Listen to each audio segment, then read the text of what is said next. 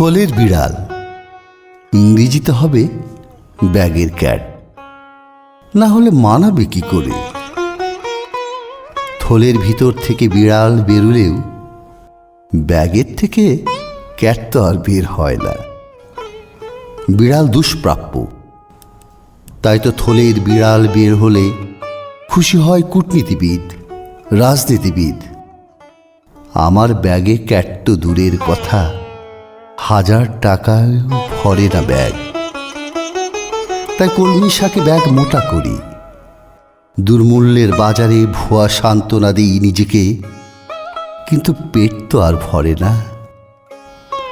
আমি যতই বলি রাজনীতি বুঝি না, গিন্নি দলের কথা বলে।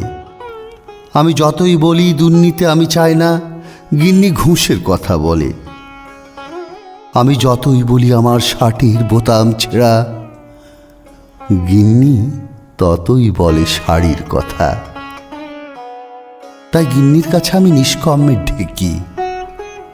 আসলে আমি অপদার্থ, নিষ্কম্মের ঢেকি। নইলে বিড়াল কি আর থলে থেকে বের হয়? ও তো প্রথম রাতেই মরে যাওয়ার কথা ছিল।